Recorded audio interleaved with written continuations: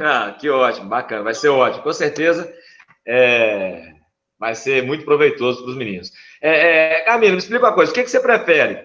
Ir falando um pouquinho e depois abrir para pergunta? Ou se tiver alguma dúvida no meio da conversa, os meninos já podem perguntar? Como que é melhor para você? Então, eu costumo abrir no final para pergunta, discussão, né? Porque como é um assunto relativamente novo, eu acho que é interessante eu expor, mas se no meio, assim, surgir alguma dúvida específica sobre o que eu estiver falando, pode interromper, não tem problema não. Show de bola. Mas no final eu vou abrir para a gente discutir. Ah, bacana, bacana. Aí, galera, se alguém tiver alguma dúvida, se for na hora mesmo, é só soltar o microfone, falar que a gente dá uma paradinha aqui e discute, beleza? Sim. Tranquilo? Galera, então, com vocês aqui, ó, nossa psicóloga Camila Piccoli. É Piccoli ou Piccoli? É Piccoli. Piccoli. Vai falar para vocês. Espero que vocês aproveitem, galera, bastante, que é muito bom. Eu falo muito de psicologia, que eu trabalho muito isso com meus alunos aqui do CrossFit, né? A gente tem que ter uma cabeça muito no lugar para conseguir fazer as coisas. Hoje nós vamos ficar na boca da psicóloga mesmo, tá, gente? Show de bola. Camila, com você, tá? Tá, muito obrigada. Bom, primeiramente, boa noite. Quero agradecer a todos que estão presentes. Eu agradecer ao Baca pelo convite. Eu sou aluna dele no CrossFit. E eu brinco com ele que de vez em quando eu tento aplicar um pouco do que eu sei da psicologia do esporte, do treinamento, para o meu treino. Mas eu não sou atleta. Aliás, eu estou longe de ser, né? Eu simplesmente gosto de praticar esporte e tento ter um bom desempenho na minha prática. Mas, às vezes, eu sinto diferença, assim, algumas coisas que eu faço mais específicas, eu consigo sentir diferença, eu acho isso muito legal, e eu estou sempre compartilhando isso com o Baca. Eu não trabalho com psicologia do esporte, até tenho alguns projetos aí de desenvolvimento, pensando em algo nesse tipo, mas não para atletas de alta performance e mais para praticantes de atividade física, mas vim aqui para poder compartilhar um pouco do conhecimento da psicologia do esporte com vocês. Como eu combinei com o Baca, se vocês tiverem alguma dúvida específica sobre o que eu estiver falando, vocês podem me interromper, ou então vocês guardem para o final, podem anotar e deixar para o final, que eu vou abrir para a gente discutir, para perguntas e tudo. E aí vou trazer aqui alguns pontos que eu considerei mais importantes, porque, na verdade, assim, teria muita coisa para a gente poder discutir, teria muita coisa para expor aqui, teria muita coisa, assim, voltada para especificamente alguns times, alguns esportes, mas eu não acho que a gente tem tempo ou que vai ser tão proveitoso. Então, eu combinei com o Baca de trazer voltado para esportes, mais voltado para esportes coletivos, né? Atletas, esportes coletivos. Então, a gente vai focar nisso. Eu vou compartilhar aqui, que eu fiz alguns slides, que eu acho que fica mais fácil da gente acompanhar. Mas eu não consegui colocar.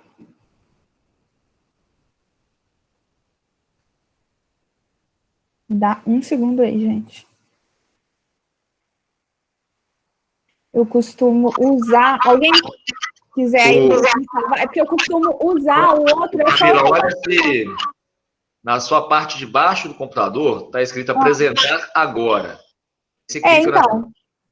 Aqui aí vai cliquei. uma janela. Aí vai aparecer a janelinha dos slides. Não, então não está aparecendo. Deixa eu fechar aqui e abrir de novo. Está aparecendo só a parte do Chrome mesmo.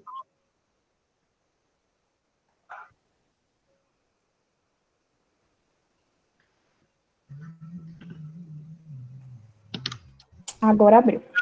Show de bola. Ô, Gustavo, melhorou a... Você falou que estava dando interferência, melhorou aí? Melhorou sim, Baca. Obrigado. Show. Deixa eu só ver, porque eu queria conseguir ver vocês aqui enquanto eu compartilho. Mas tá bom. Bom, vamos lá. Gente, qualquer coisa, vocês ligam o microfone e me interrompam, por favor, tá? porque como eu não estou vendo nada aqui da apresentação, eu não vou conseguir ver a janela aqui do bate-papo, tá bom? Bom, primeiramente, o que é a psicologia do esporte e do exercício? A psicologia do esporte e do exercício, ela consiste em um estudo científico das pessoas, no caso ali, praticantes de atividade física e atletas, seus comportamentos nas atividades esportivas, nas atividades físicas, e aplicar esse conhecimento. Então, basicamente, entender os efeitos de fatores psicológicos sobre o desempenho físico ou motor, e entender os efeitos da participação em atividades sobre o desenvolvimento psicológico, saúde e bem-estar. Por muito tempo, a psicologia do esporte, ela tinha ali algumas coisas que até aconteciam, mas não existia a ciência, o estudo da psicologia do esporte. É algo relativamente recente, que obviamente começou em outros países, né? E a gente ainda tem um longo caminho a percorrer aqui no Brasil. Mas, basicamente, a gente divide isso em estudo, pesquisa, ciência e aplicação, tá? E aí, essa aplicação, ela é feita de diversas formas. A gente tem a aplicação, por exemplo, dentro de escolas, dentro do ensino, né, que seria aí no modelo educativo.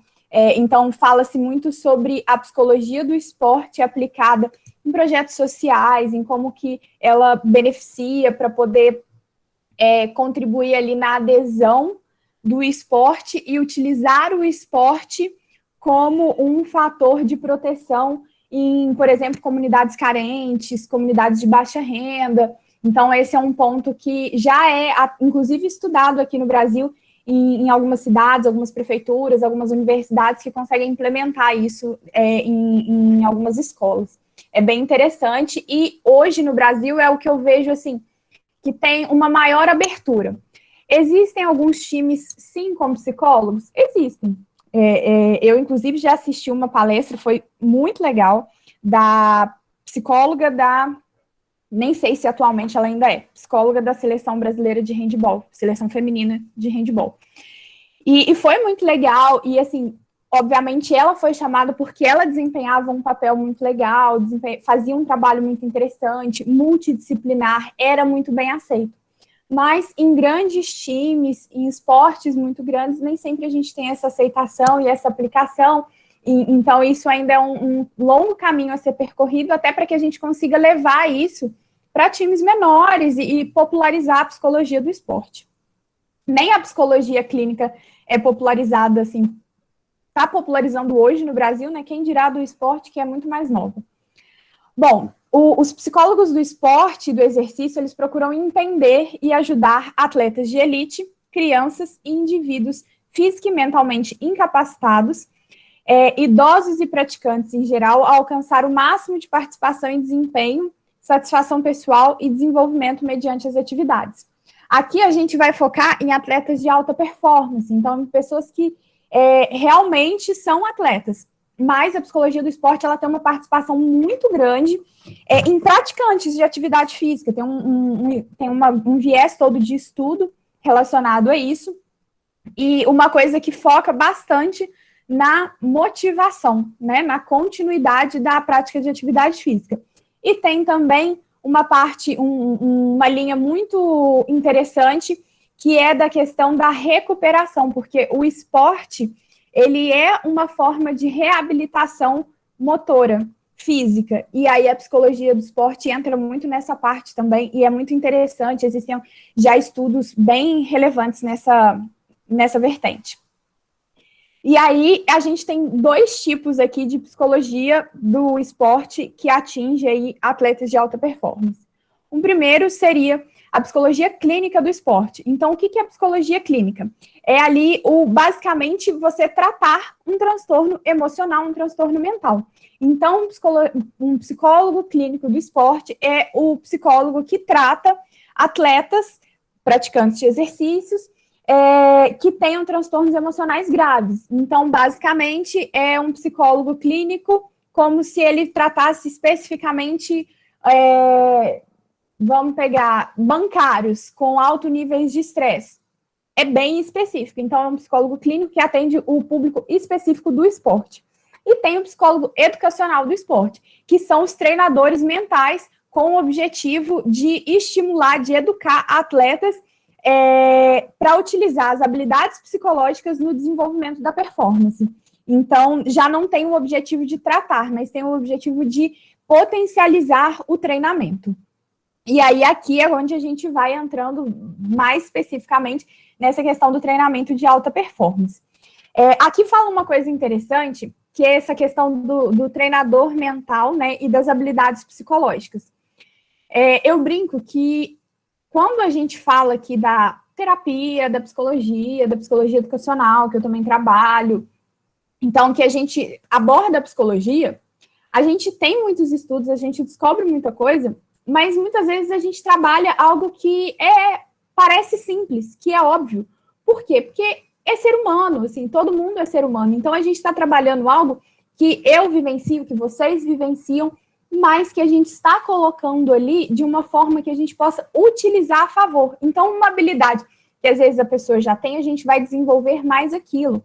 Ou uma habilidade que a pessoa não tem, a gente vai buscar desenvolver, mas são coisas, assim, que nem sempre são diferentonas, assim, são coisas que, às vezes, você vê como algo que parece até óbvio.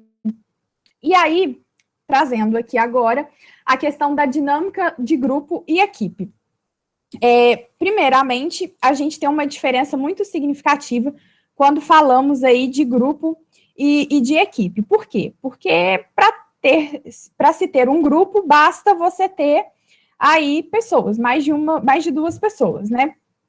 Agora, para você ter uma equipe, você precisa de outras características que eu vou apresentar aqui e vou trazer também algumas coisas específicas aí da formação, da coesão, do desenvolvimento de equipes. Bom, então, primeira coisa, qual que é a diferença entre grupo e equipe? Qualquer junção de duas ou mais pessoas é um grupo, mas não necessariamente uma equipe. Em grupos e equipes, os membros podem gostar dos demais membros e se sentirem atraídos por ele, verem que existe algo em comum. Os membros de um grupo, eles podem ter objetivos comuns. Por exemplo, todo mundo numa turma de condicionamento físico vai querer perder peso e tonificar músculos. Membros de grupos e membros de equipes possuem características incomuns. Mas uma equipe esportiva é um tipo especial de grupo. Além das propriedades de interação mútua e interdependência de tarefa, as equipes têm 4 características fundamentais. Senso de identidade coletiva, então você tem um nós ao invés de um eu. Papéis distintos, então cada pessoa do grupo vai ter ali um papel, vai ter uma participação. Formas de comunicação estruturadas, é importante que uma equipe consiga se comunicar, e aí eu acho que vocês são da área do esporte, né, mas isso aqui, quando eu penso, fica muito óbvio, assim, em estratégias. Há pouco tempo, gente, eu não sou nenhuma especialista em esportes no geral, não acompanho tudo. Mas há pouco tempo saiu um áudio de um time, eu sou flamenguista, então eu acompanho algumas coisas mais do Flamengo, e aí saiu um áudio de um outro time menor que jogou contra o Flamengo. E aí esse jogador, ele estava falando assim, nossa, cara, não dá para entender nada. Eu estava lá perto dos caras, de repente, ele falava uma palavra, eu não vou lembrar a palavra que ele falou agora, nada a ver, aquilo não faz sentido no jogo, mas aí eu falava isso, já mudava todo mundo de posição, corria um para lá, um para cá. Então, assim, existe uma estrutura na comunicação que integra ali a equipe. Normas, que são regras sociais que orientam os membros sobre o que fazer e o que não fazer. Bom, quando a gente fala de psicologia, existem diversas teorias, sempre vão ter teorias distintas. Por exemplo, dentro da psicologia clínica, eu trabalho com a psicologia cognitivo-comportamental, terapia cognitivo-comportamental, não sei se vocês já ouviram falar, mas existem outras linhas teóricas, existe a psicanálise, existe a junguiana, existe a analítica, existe a comportamental, então existem diversas linhas teóricas. Mas eu trabalho com aquela que hoje é a que possui mais evidência científica, mas eu escolhi ela porque eu entendi que ela era a que melhor fazia o trabalho que eu gostaria de realizar. Então, hoje eu entendo que essa questão das evidências científicas são muito relevantes. Mas quando eu estava lá na faculdade, que eu comecei a me interessar por essa área e que eu comecei a estudar e já fui levando ali a minha formação mais direcionada para isso, foi porque eu me identifiquei mais. Então, eu trouxe aqui uma teoria de desenvolvimento de grupo, que é a perspectiva pendular, que eu entendi que é a que melhor explica e é a que melhor, a mais atual, relacionada aqui dentro das teorias, das explicações que a gente tem de desenvolvimento de grupo dentro dos esportes a partir do viés da psicologia, tá? Então, basicamente, os modelos pendulares, né, essa perspectiva pendular, ela enfatiza a mudança que ocorre nos relacionamentos interpessoais durante o crescimento e o desenvolvimento dos grupos. Um grupo não passa progressivamente por estágios de uma forma linear a partir do instante em que se formam. E aí eu trouxe aqui um exemplo, até que ficou com um tamanho bom, eu tinha até aberto aqui no meu tablet, caso não desse para ler, mas vai dar para ler tranquilo. Quais seriam aí estágios de um modelo pendular no desenvolvimento de grupo em um time de basquete? E aí tem até a referência aqui, mas depois, se vocês tiverem interesse, eu posso passar todas as referências que eu utilizei aqui dentro desse material que eu trouxe. Um estágio seria a orientação, que é o quê? Coesão e sentimentos de unidade estão altos. Os atletas compartilham muitos sentimentos, ansiedades e aspirações comuns. Então, o exemplo aqui seria o quê? Os treinos começam. No basquete universitário, nenhuma data tem mais significado do que 15 de outubro. Nela, os times de basquete de todo o país começam as preparações formais para a temporada. Isso aqui é de uma referência americana. Um outro estágio, diferenciação e conflito. O grupo subdivide-se física e psicologicamente em unidades menores. Frequentemente surgem conflitos à medida que os atletas competem por posições no time. Então, treinos pré-temporada continuam. Novembro é o mês mais difícil para qualquer time de basquete universitário. A estação de iniciar os treinos, a desgaste e a prática fica monótona. É um dia de treino após o outro. Os mesmos rostos, os mesmos técnicos, os mesmos exercícios, os mesmos companheiros. Estágio 3, resolução e coesão. A coesão aumenta à medida que os membros do grupo compartilham preocupações e sentimentos comuns na preparação para enfrentar um desafio comum. O primeiro jogo. A tensão no vestiário era genuína. Todos os lembretes sobre o Miami, todas as lembranças da temporada passada, sem mencionar as memórias dos 48 treinos que levaram a essa tarde. Combinaram-se para criar um sentimento de apreensão. Estágio 4. Diferenciação e conflito. A unidade do time se enfraquece à medida que vários indivíduos são recompensados ou punidos, afastando-os do grupo. Durante a temporada, o vestiário não teria ficado mais silencioso se a Kent State não tivesse ganho o jogo. Mentalmente, Knight, assim, perdoem a minha pronúncia se estiver errada, tinha decidido que precisava de Hillman Smith no lugar de Robson e Brooks. Eles estavam em maus lençóis. Depois do banho, ele os repreendeu mais uma vez. Apenas 3 jogadores o tinham agradado. Término. Se a temporada foi um sucesso, os sentimentos de coesão são altos. Se a temporada não foi bem sucedida, os sentimentos de coesão são baixos. Término. Eles pulavam uns nos outros, se abraçavam e choravam. Finalmente voltaram para o vestiário. Quando o silêncio voltou, Knight falou brevemente. O que vocês fizeram, disse, foi recusarem-se a perder. Vocês foram um time de garra o ano inteiro. Então, isso aqui são estágios diferentes que não necessariamente acontecem de forma linear. Por quê? Porque isso vai depender do que o time está, do que a equipe ali está vivenciando. Então, eu trouxe esse exemplo aqui, que eu achei que ele fala de forma bem interessante até sobre etapas de um treinamento de equipe. Bom, falando então sobre a estrutura de grupo. Existem papéis diferentes num grupo, né? os papéis no grupo, existem aqui 4 pontos que a gente precisa considerar. Papéis formais e informais.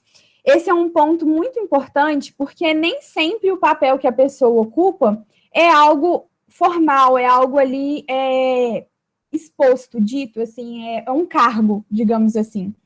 Então, existe o papel formal, que às vezes até pode ter a ver com a posição que a pessoa joga, que o jogador ali tem dentro do time, mas existem papéis informais também, que envolve muito ali a questão da interação da equipe, inclusive fora do campo. E aí eu tenho alguns exemplos aqui para dar. Por exemplo, todo grupo tem ali aquela pessoa que é considerado um comediante, que é uma pessoa mais divertida, que tem ali mais a questão cômica.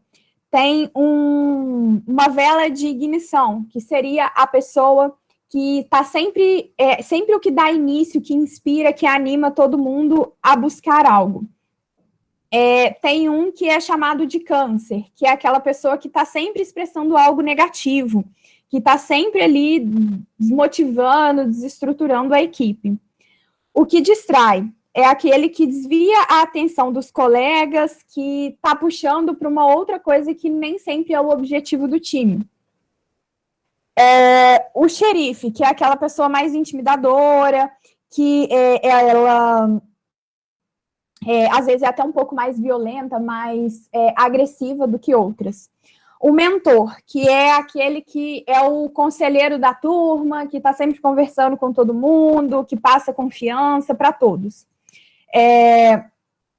Existe um líder informal, que nem sempre é o capitão, mas que está ali sempre incentivando, liderando o trabalho em equipe, a dedicação da equipe.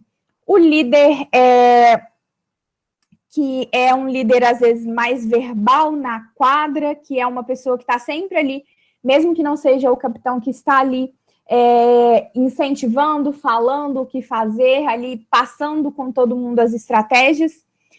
Um jogador, que é normalmente alguém que tem um desempenho excepcional, que está sempre colocando a equipe em primeiro lugar. Um jogador estrela, que seria uma pessoa que tem um destaque maior vindo de fora da equipe. Um fingidor. Esses nomes aqui, gente, alguns são até um pouco cruéis, tá? Mas é para caracterizar ali o estilo da pessoa. O fingidor é o atleta que prolonga sintomas psicológicos ou físicos de lesão para ter algum ganho além do desempenho físico. E o agregador, que é o atleta que se envolve ali no planejamento, na organização, tanto de coisas ali do time, quanto fora, assim, quanto encontros sociais, e que gosta ali de incentivar a integração do time. Então, trouxe aqui alguns exemplos de papéis, né, para vocês saberem, papéis informais. Uma coisa que é importante dentro dos papéis do grupo é a clareza do papel. O que é a clareza do papel? Melhora a eficiência de uma equipe quando os jogadores entendem qual é o papel que eles desempenham e eles aceitam isso, tá? Já vai junto ali a questão da aceitação. Mas o que é essa clareza? É ter claro, tanto para o próprio jogador, quanto para a equipe. E aí, quando eu falo equipe, eu vou além até em equipe técnica, não só em equipe ali de time, né, de jogadores, mas que exista ali uma clareza de qual é o papel que está sendo desempenhado. E a aceitação é uma parte muito importante para fortalecer essa estrutura de grupo, porque às vezes a pessoa não aceita o papel que ela está desempenhando e isso vai ser prejudicial porque vai ocorrer ali um desfalque. E aí eu vou fazer um adendo aqui, rapidinho, que eu queria até ter feito antes e acabei me esquecendo. Quando a gente fala aqui de dinâmica de grupo, quando a gente fala de questões aqui de grupo, de um público específico, né? Isso aqui, essas explicações que eu estou dando aqui, elas são muito similares às explicações que a gente tem da psicologia social. E, inclusive, existe aí uma junção da psicologia social para que se tenha hoje a psicologia do esporte, porque a psicologia social, ela estuda a interação, a sociedade, a questão ali de como que habilidades psicológicas influenciam ali na sociedade. Então, essa questão, por exemplo, da clareza, da aceitação, e aí eu vou explicar também do conflito, do mesmo jeito que a gente aplica isso em um time, isso funciona de forma similar em um outro grupo que não seja um esporte. Então, numa família, num grupo de amigos, num grupo de qualquer coisa que tenha ali um mesmo objetivo. Grupo, basta ter ali as pessoas. Então, isso é muito, essas estruturas de grupo, a questão de pensar em estrutura de grupo, em papéis de grupo, em norma de grupo, não é algo exclusivo da psicologia do esporte, é algo que a gente estuda em psicologia social, e que aí foi se estudando e foi se entendendo como que isso se aplica na psicologia do esporte, que aí é o que eu estou trazendo aqui para vocês, né, um pouquinho de teoria, e explicando o que é importante quando a gente fala de psicologia do esporte em equipes de alto rendimento, e também desenvolvendo estratégias para que isso seja aplicado e se obtenha resultados, tá? E aí, por fim, o conflito de papel.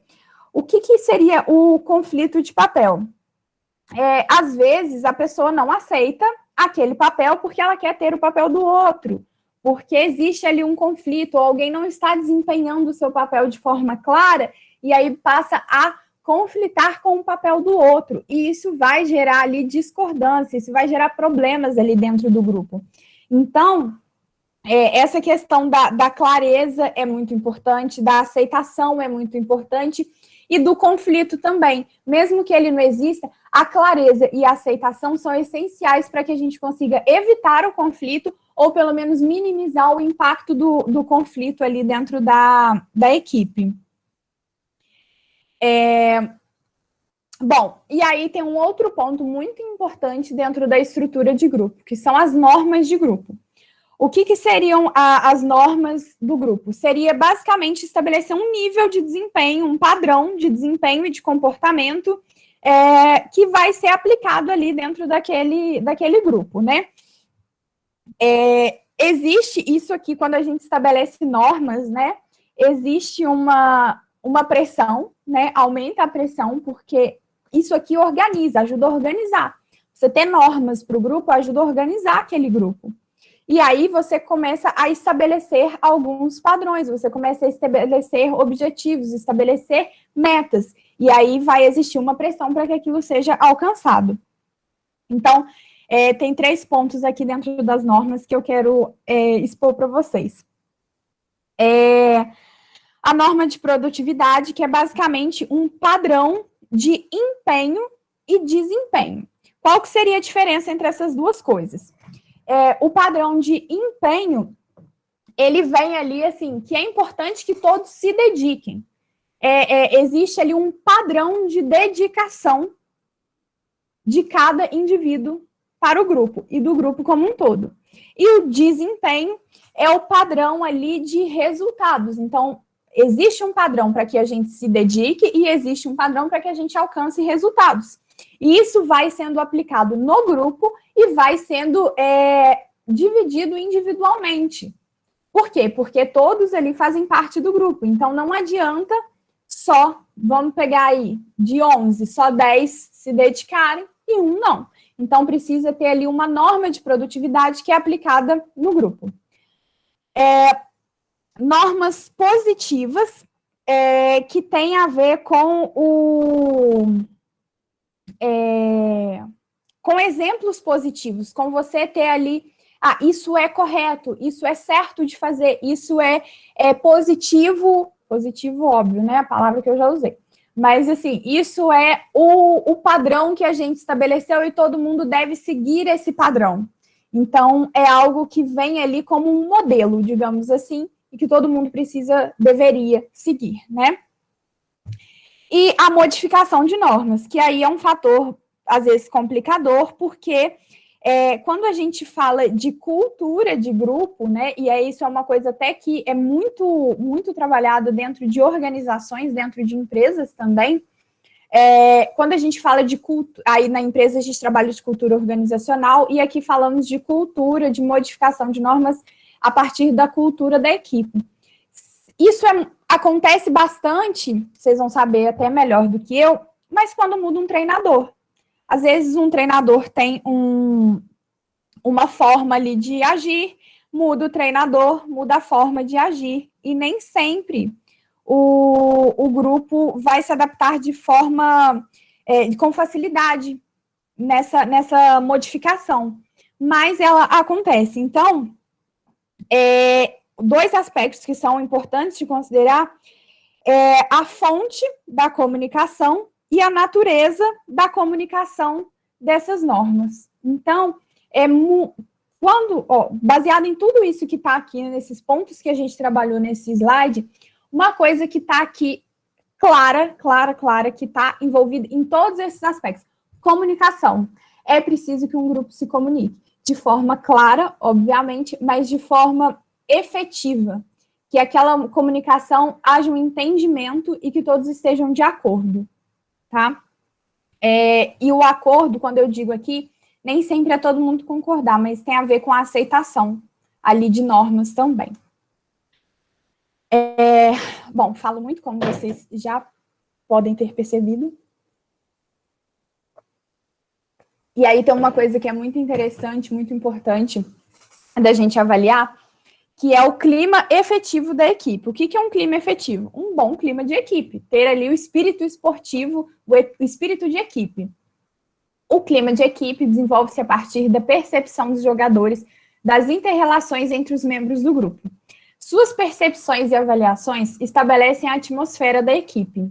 Ainda assim, é o técnico quem tem a palavra final para estabelecer esse clima, embora os jogadores não sejam obrigados a concordar com sua abordagem. Alguns fatores do clima de equipe são mais facilmente alterados do que outros, mas todos podem influenciar o funcionamento efetivo de um grupo. E aí, o que eu vou trazer aqui a partir de agora, sempre a gente vai estar falando do papel do técnico, de como que é essencial, quando a gente fala em psicologia do esporte, da gente ter ali um técnico que vai direcionar e que vai fazer o papel de líder daquela equipe e que vai ali dizer muito sobre o resultado. Dentro do clima de equipe, a gente tem algumas coisas, alguns pontos aí que eu vou passar com vocês. O apoio social tem a ver com avaliação, informação, reafirmação e companheirismo. Reduz incertezas durante períodos de estresse, auxilia na recuperação mental e física e melhora as habilidades de comunicação. Ou seja, estamos aqui falando de ter apoio entre a equipe, entre as pessoas que fazem parte ali da equipe. Isso acontece de forma, às vezes, até mais informal, mas tem como isso ser feito com o objetivo de trazer ali um resultado, tá? Porque quando a gente fala de psicologia, por mais que a gente tenha aí testes, tenha escalas, eu trouxe até aqui exemplo para mostrar para vocês, a gente fala ali de técnicas, no geral, algumas coisas são bem subjetivas. Então, isso às vezes parece um pouco informal, mas mesmo que pareça, é aplicado, às vezes é algo pensado, né? Porque eu vejo muito que às vezes isso é aplicado até de forma sem ser pensada, né? De forma mais natural, foi acontecendo e foi aplicado, mas é pensado, é planejado e existe um resultado a colher daquilo ali. Proximidade. É mais provável que as pessoas se unam quando estão próximas umas das outras. Embora a proximidade física por si só não costume garantir um conceito de equipe, o contato íntimo com os companheiros promove interação, o que, por sua vez, pode acelerar o desenvolvimento do grupo. E aí eu vou aproveitar aqui para fazer um link lá com os papéis informais dos participantes do grupo, que a gente tem o incentivador, o que faz ali, que incentiva a comunicação, a interação social. São coisas que influenciam no resultado. Diferenciação. Quando um grupo se sente diferente, seus sentimentos de unidade, de identidade, aumentam. Ao fazer com que os membros da equipe se sintam únicos e diferentes das outras equipes, o técnico ajuda a desenvolver, a moldar um conceito de equipe. Essa parte aqui tem uns exemplos bem interessantes, relacionados aí a cores, uniformes,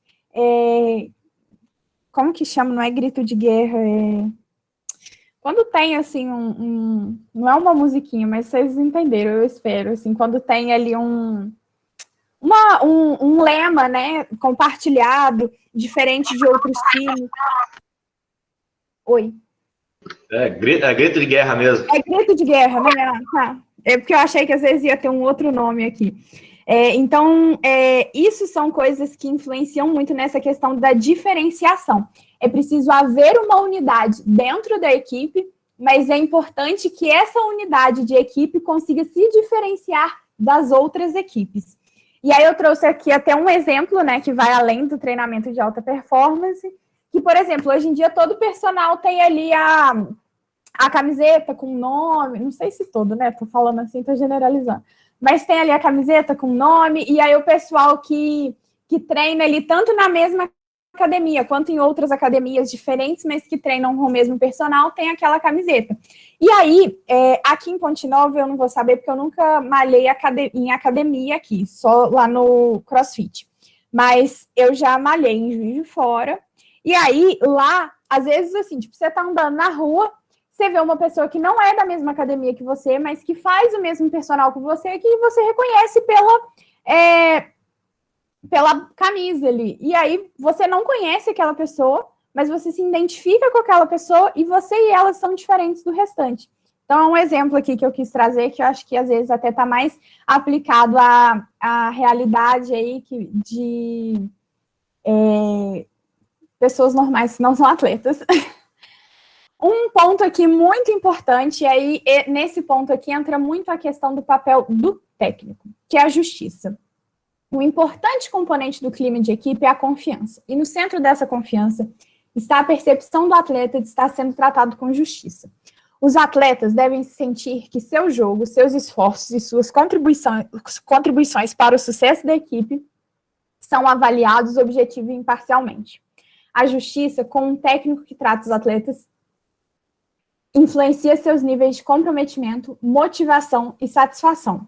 Os atletas interpretam a justiça em relação a 3 questões centrais: grau de compatibilidade entre as avaliações do técnico e dos jogadores sobre suas habilidades e contribuições para a equipe, o modo como o técnico comunica o seu ponto de vista para os atletas, a percepção dos atletas que o técnico está tentando ajudá-los a melhorarem e serem felizes. E felicidade aqui tem a ver com satisfação, viu, gente? Que também é muito importante dentro do... Nem sempre a satisfação está conectada só com o resultado final, tipo, com ganhar algo, com ganhar um jogo ou um campeonato. A justiça ou a sua ausência pode unir uma equipe ou separá-la. Os técnicos devem lidar com os atletas honesta, aberta e imparcialmente. Os atletas precisam sentir que são tratados com justiça, mesmo que não estejam inteiramente felizes com certas decisões.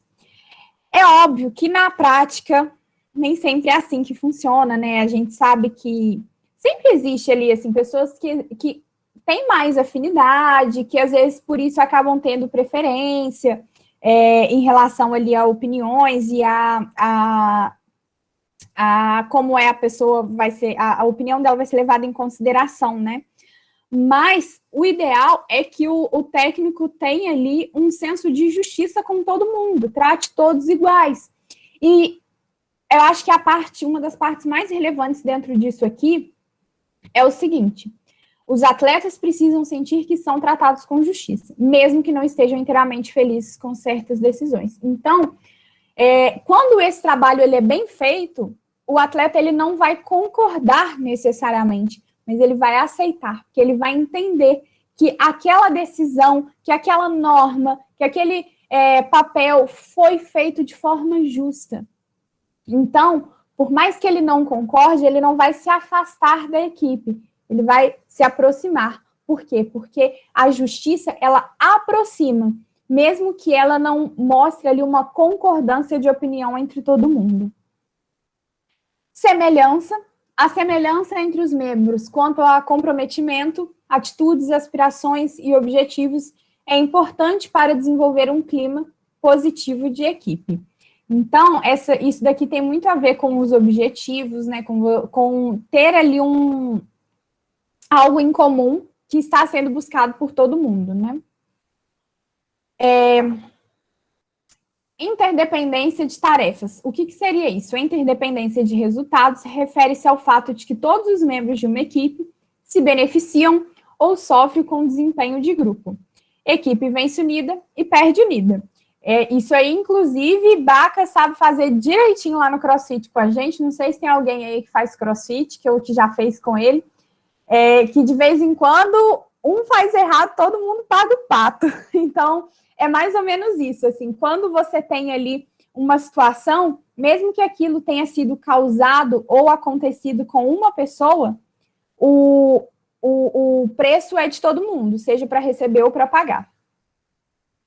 E aí eu trouxe aqui um questionário simples, mas que é um questionário de clima de equipe, que é para avaliar o clima da equipe. Então, a gente tem aqui, ó, esse questionário, ele é entregue para todos os participantes da equipe. E aí, tá aí a orientação. Leia cada afirmação e indique com que frequência ocorre usando os números na escala a seguir. 1, 2, 3, 4, nunca ocorre, ocorre às vezes, ocorre geralmente, sempre ocorre. Posso tomar muitas das decisões que afetam minha forma de jogar. Posso contar com um técnico para manter em sigilo as coisas que digo. Os membros da comissão técnica esforçam-se para ajudar uns aos outros. Tenho tempo suficiente para fazer as coisas que o técnico me pede para aprender e realizar. Posso contar com a ajuda do técnico quando preciso dela. E aí, é importante que esse questionário ele seja aplicado de forma... fugiu a palavra. Anônima. Então, que não tenha ali nome, não tenha identificação, porque isso vai dar mais liberdade para que a pessoa se expresse de forma verdadeira, que ela realmente expresse como ela se sente, a opinião dela em relação ali ao clima da equipe. Esse questionário ele é aplicado, as pessoas preenchem, volta, é feito ali o resultado, né? Quantas pessoas responderam qual resposta em tal pergunta, e aí, a partir disso daqui, você consegue desenvolver, às vezes, estratégias mais específicas para algo que é percebido como uma deficiência, algo que precisa ser melhorado ali dentro daquela equipe, tá? Então, esse é um exemplo que eu trouxe. Existem muitas escalas, muitos questionários que já são utilizados, principalmente fora do Brasil. Eu, às vezes, pesquiso assim, o que saiu de novo, que foi trazido, né, validado, às vezes, de outro país para cá. Não tem muita coisa específica de psicologia do esporte, mas já temos aí algumas escalas, alguns questionários que são específicos, mas comparado assim, com outras áreas da psicologia, é bem pouco. E aí, como trabalhar a equipe, né?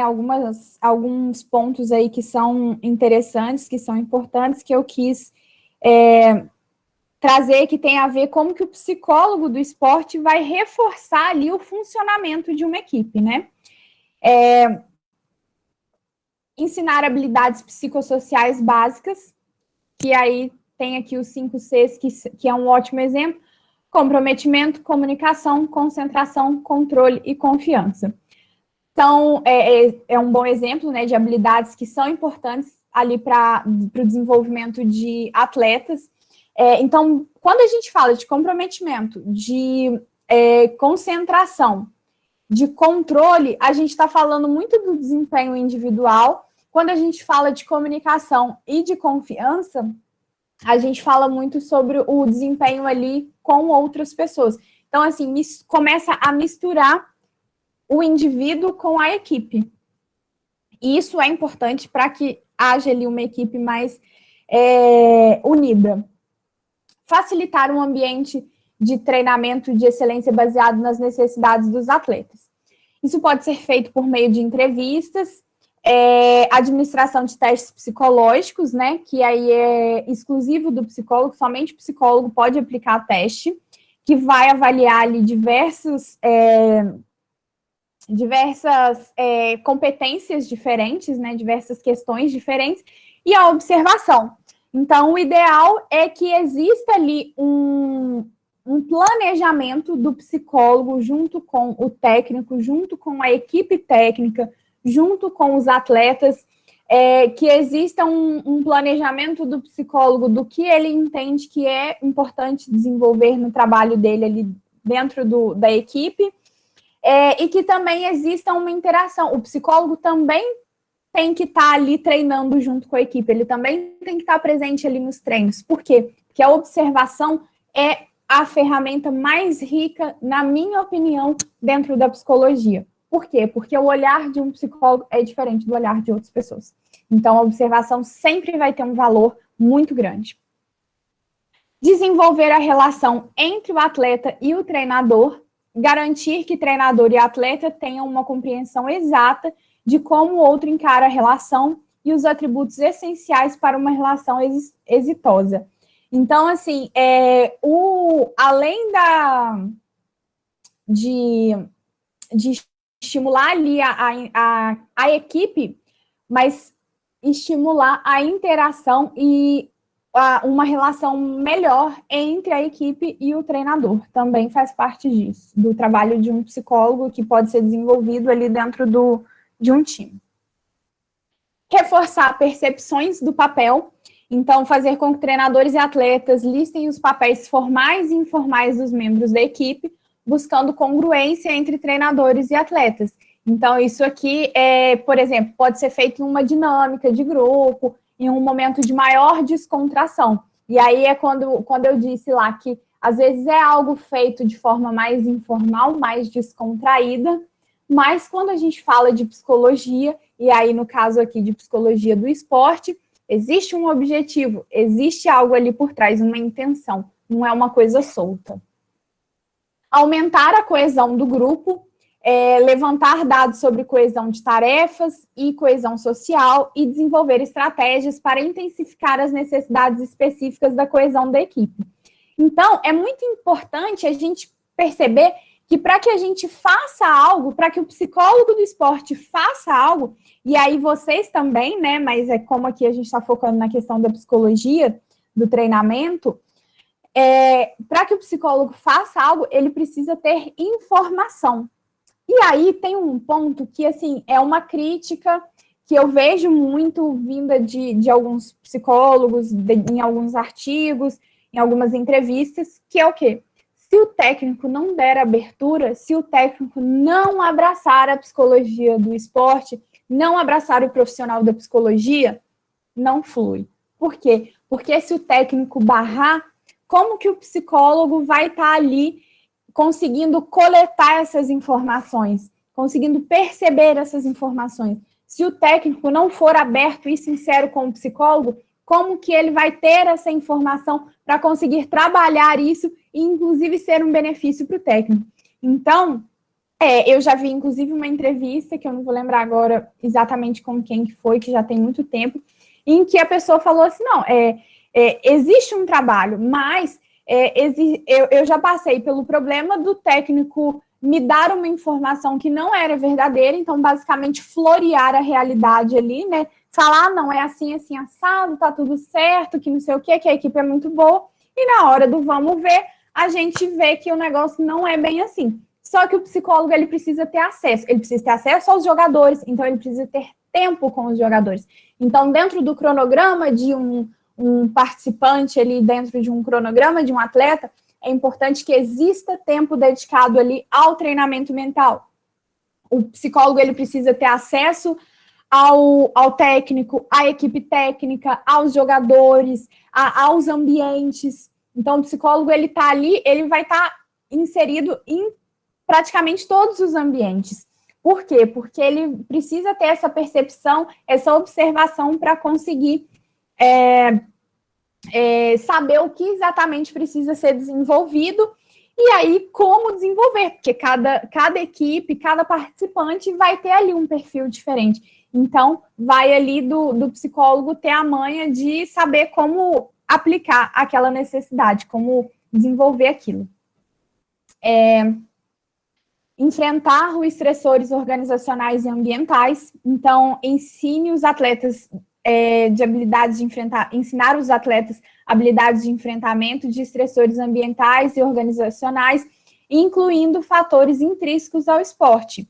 Então, tem relacionado aí a viagens, a agenda de treino, né, a volume disso, às vezes a quantidade de tarefas, de atividades, e papéis na organização do esporte. Então, a ambiguidade do papel, a falta de aceitação do papel, relações do esporte e exigências interpessoais, então a comunicação, a questão ali dos grupos, subgrupos, carreira no esporte, desenvolvimento do desempenho, então a questão da aposentadoria, de salário, de satisfação, estrutura organizacional e atmosfera do esporte, que tem a ver ali com níveis de autonomia, de resultado, foco no desenvolvimento, na melhora. Então, existem aí vários pontos, né, que tem a ver com os estressores organizacionais e ambientais que o psicólogo tem ali como contribuir para a melhora e, às vezes, até evitar que aconteça.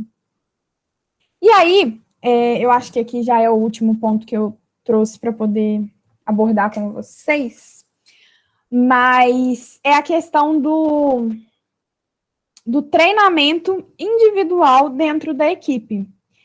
Então, por quê? Porque a equipe ela é formada de pessoas, né? Existem pessoas ali dentro, então a gente precisa conseguir treinar aqueles indivíduos, precisa conseguir trabalhar individualmente para que exista um resultado. E aí, mais uma vez, né, eu coloco que é importante que o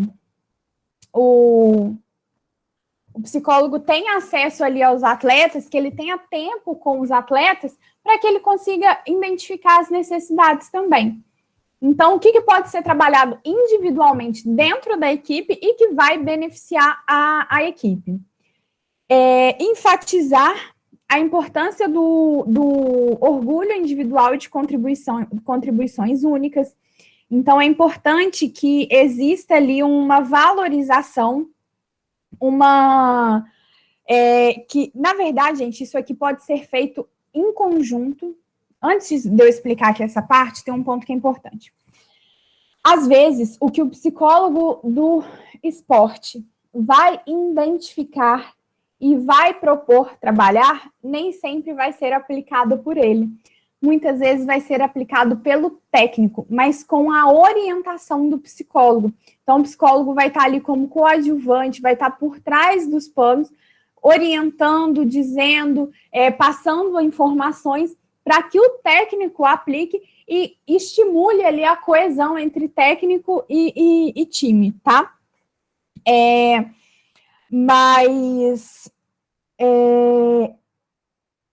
a questão aqui de enfatizar a importância do orgulho individual, das contribuições únicas, dessa valorização, é muito importante também para que não exista um excesso de valorização da equipe e a pessoa não consiga ver o quanto ela é importante dentro da equipe. Então, nenhum dos dois extremos é bom. Então, a gente precisa ali que a pessoa entenda, sim, que ela tem um valor dentro daquela equipe, que ela tem contribuições que só ela pode dar dentro da equipe. Aumentar a identificação de desempenhos individuais. Então, é uma coisa importante, inclusive existem aí pesquisas e estudos que isso ajuda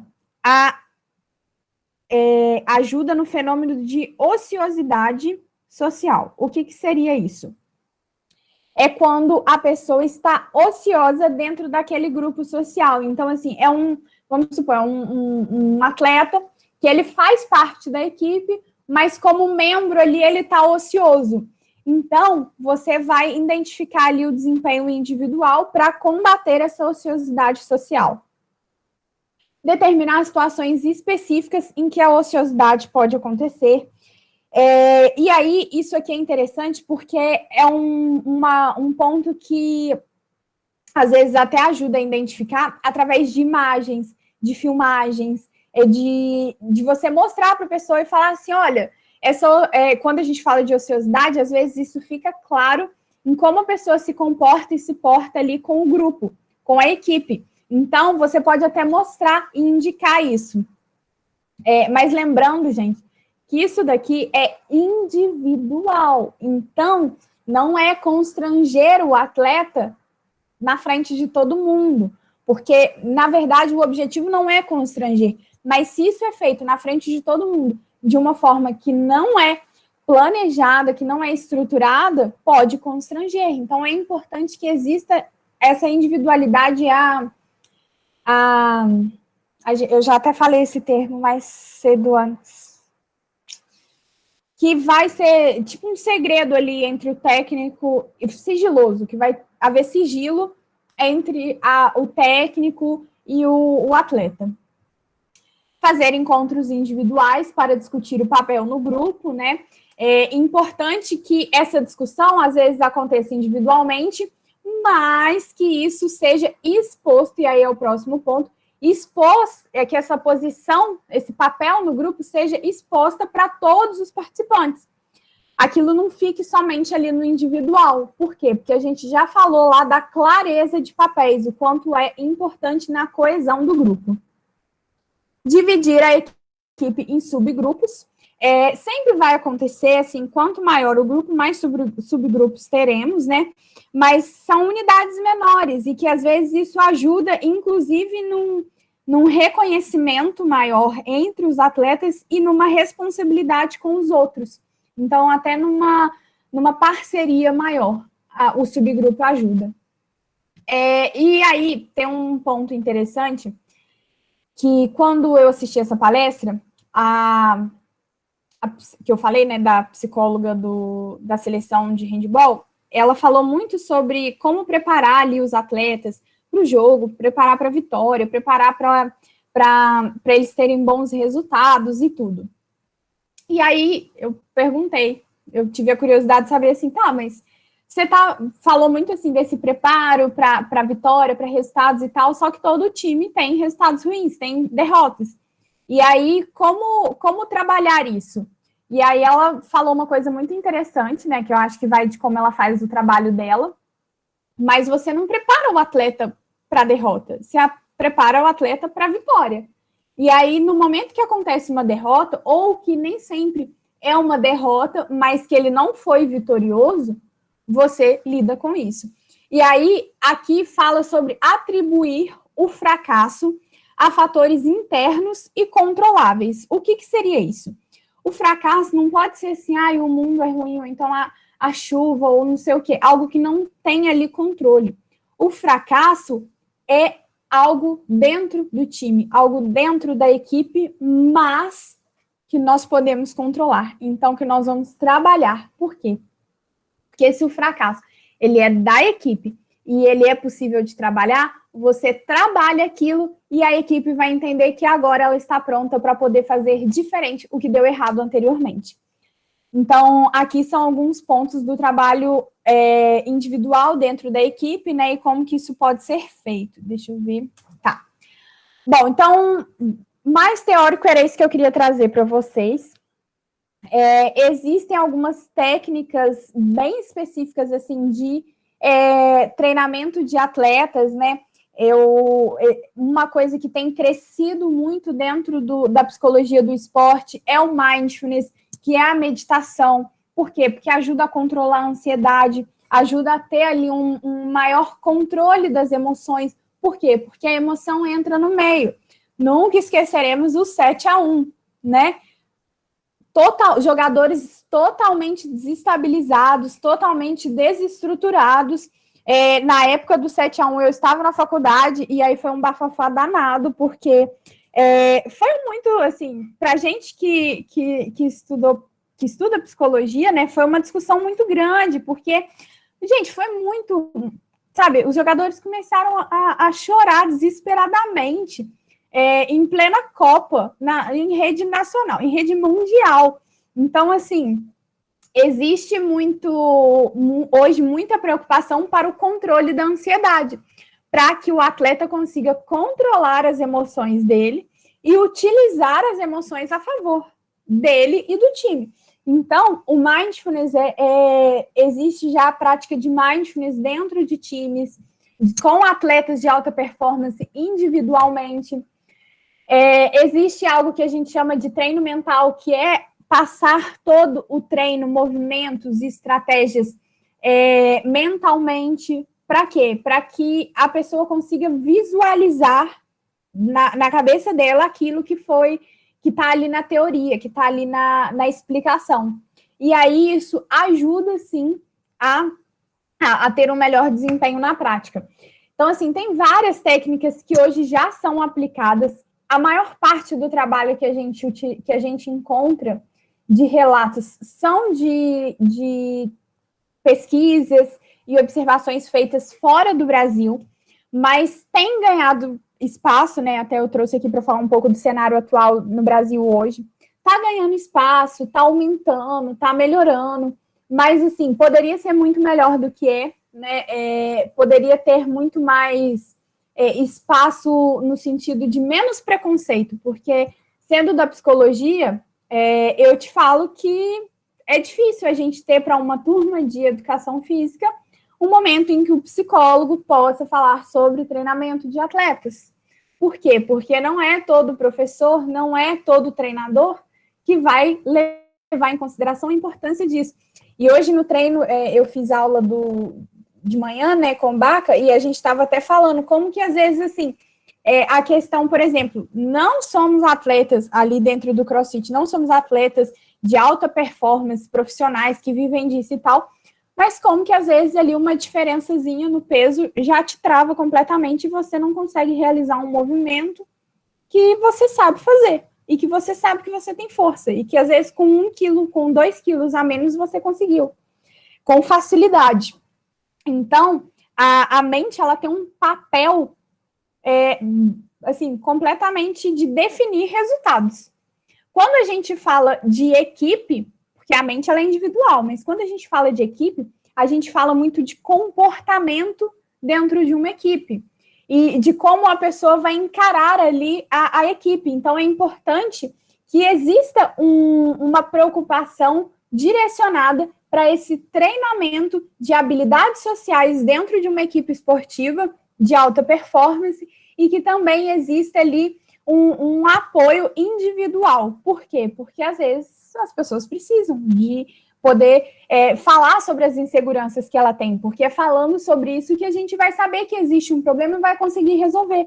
Então, além do treinamento ali da equipe, é importante que exista um espaço para que o atleta fale sobre o papel dele na equipe, ele fale sobre as inseguranças dele na equipe, e o psicólogo, ele vai ter a escuta diferenciada para isso.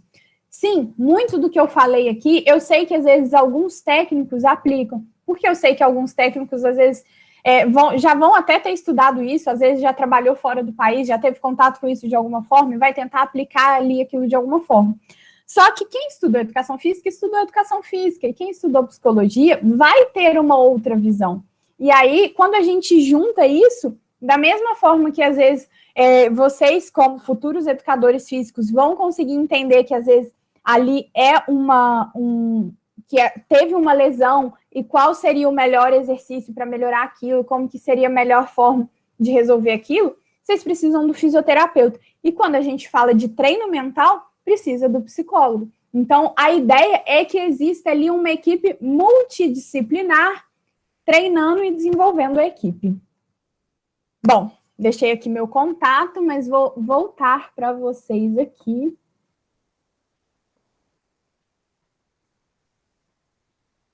Voltei. Bom, acho que eu fiquei passei um pouquinho do tempo, peço desculpas se eu exagerei um pouquinho, mas eu tentei ser o mais direta possível, porque tem muita coisa que dá para passar, e eu quis trazer o que eu achei aqui que seria mais interessante e mais útil para vocês entenderem aí do treinamento mental de atletas dentro das equipes. Então, é isso. Vou abrir aqui para Baca falar, vocês falarem, e espero que tenham gostado. Não, Camila, show de bola, muito bom. Passou um pouquinho, mas isso é aceitável, né? Todo dia que a gente tem a possibilidade de escutar isso, né? Igual eu falei, da fonte, né? De uma psicóloga. Uhum. Bacana.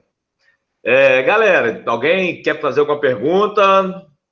Quer comentar alguma coisa? Eu quero. A psicóloga que você falou que você fez com ela, o curso, o negócio com relação a trabalhou com a seleção brasileira de handebol, ela trabalhou com a seleção brasileira, você lembra em qual ano? É por volta de 2013, 2014? Por aí, um dos dois.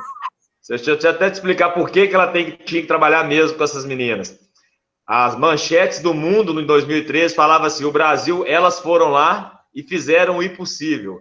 Em 2013, a seleção brasileira foi campeã mundial de handebol em cima da Sérvia, na Sérvia. Então, você imagina o que é isso. Uhum. Então, o mundo inteiro falou assim, elas foram lá e fizeram o impossível. Realmente, as meninas mandaram no jogo do primeiro minuto ao último. Ninguém acreditava. Uhum. Mas a equipe era muito boa. E, realmente, os técnicos da Europa falavam assim, é impressionante, a gente não entende como que a seleção feminina do Brasil de handebol não chega e passa o carro, passa o trator em cima da gente em todo jogo.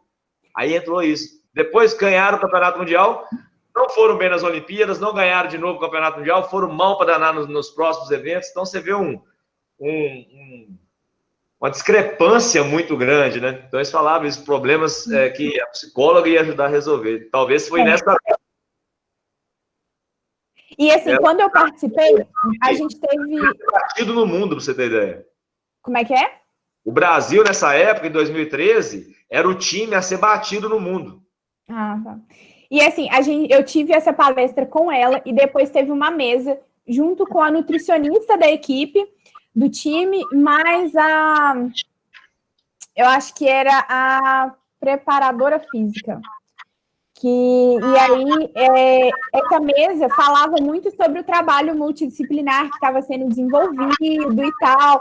Então, assim, mostrou realmente, eu acho que eles conseguiram falar muito sobre como fazer isso na prática, que eu acho que era a dúvida, porque se hoje, 2020, já não é tão comum, nessa época era menos ainda. E, assim, para vocês terem noção, eu não tive psicologia do esporte na faculdade. E não sei se existe lá na minha cidade, que eu fiz psicologia em Juiz de Fora, alguma faculdade que tenha, mas existe nas faculdades de educação física psicologia do esporte. Então, tudo que eu fiz de psicologia do esporte foi na educação física, não foi na psicologia. Show de bola. Galera, alguém quer perguntar alguma coisa? Vamos lá, aproveita aí, ó. Não é todo dia que tem essa chance, não. Qualquer dúvida, comentário, o que foi falado. A hora é essa. Não se acanhe, gente. Tem muita diferença, Camila, você vê com relação ao trabalho de psicologia do esporte aplicado no exterior com relação ao Brasil? Eu acho que sim. Eu não acompanho, assim, não é uma coisa que eu acompanho, tipo, estudos semanalmente, mensalmente, né, igual eu acompanho de outras vertentes da psicologia, mas existe sim, porque igual aqui, eu trouxe algumas referências e a gente tem esses registros desde os anos 80, dos anos 90, registros significativos, literatura significativa. E aqui no Brasil a gente já tem coisa assim bem mais recente, sabe? Então lá isso já está sendo desenvolvido há muito tempo. Tanto que a gente tem no exterior times muito... Eu não sei se para vocês isso é tanto porque vocês já são da área, então eu imagino que a visão é diferente. Mas quando a gente vê, assim, por exemplo, uma Olimpíadas, uma Copa do Mundo, que são coisas que têm mais visibilidade, que é transmitido aí para todo mundo, gente, fica muito claro como que o treino mental ali dos atletas é diferente de outros países que a psicologia não é tão desenvolvida.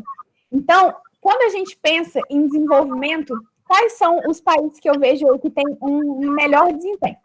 Estados Unidos, alguns países da Europa, mas países que tiveram aí participação significativa nas guerras mundiais. Por quê? Porque a psicologia se desenvolveu muito nas guerras. Por quê? Porque precisava dessa questão da psicologia social. Precisava ali de entender como que a sociedade estava respondendo a esse contexto de guerra. E aí, nesses países, você vê atletas muito mais centrados, muito mais concentrados, coisas muito mais desenvolvidas. Por quê? Porque isso já está acontecendo lá há 1000 anos e a gente está aprendendo disso aqui ainda. A gente não tem tanto espaço aqui ainda. Então, isso fica muito claro quando a gente sabe a história da psicologia e a gente vê esse desempenho ali emocional dos atletas nas competições. Bacana, show de bola. Bora, galera. Alguém? Alguma perguntinha? Galera, se não temos, estão tímidos, tá todo mundo tímido, cara. É porque quando eu venho assim a primeira vez, aí as pessoas não se abrem muito.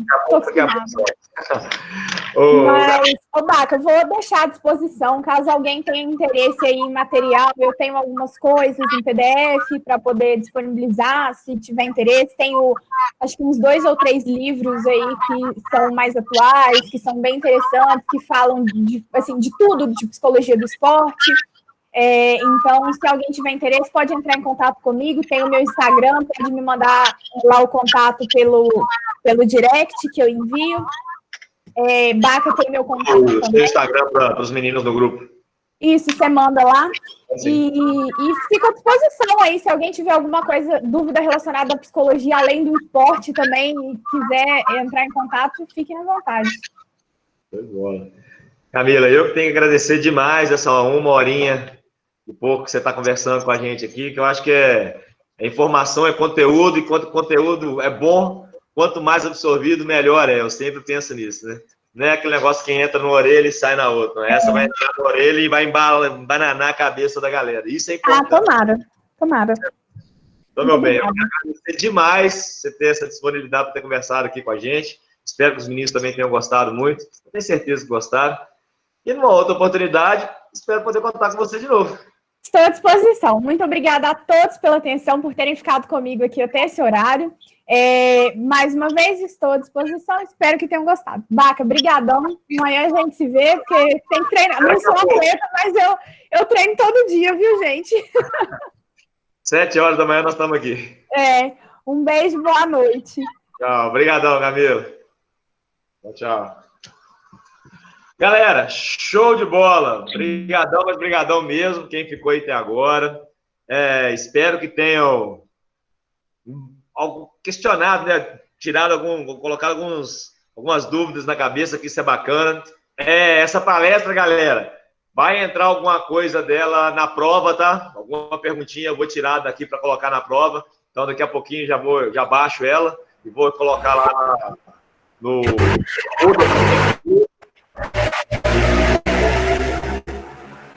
E Raíssa, tá dando microfonia. Diga, Michele. Ela vai disponibilizar os slides dela? Ela tem? Eu posso pedir, vou perguntar para ela se ela tem lá disponibilizado em PDF, né? Que faz aqueles slidezinhos em 4 em PDF. Que aí ajuda também. Ajuda sim, com certeza. Mas pode ficar despreocupado. Na pior hipótese, se não conseguir lá com ela, a palestra toda vai estar gravada, que eu gravei, e vou colocá-la no grupo para vocês, tá? Galera, então é isso. Se a gente anote, a gente não pode colocar tudo, né? Desculpa, Michele, não escutei. Como é que é? Por mais que a gente anote alguma coisa, a gente não consegue anotar tudo na fala. Eu sei. Eu vou pedir para ela, eu acho que não garra, não. Acho que é de boa. Beleza. Tranquilo?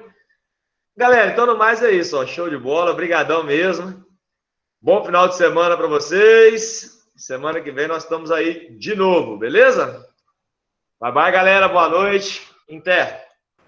Boa noite, galera. Boa noite.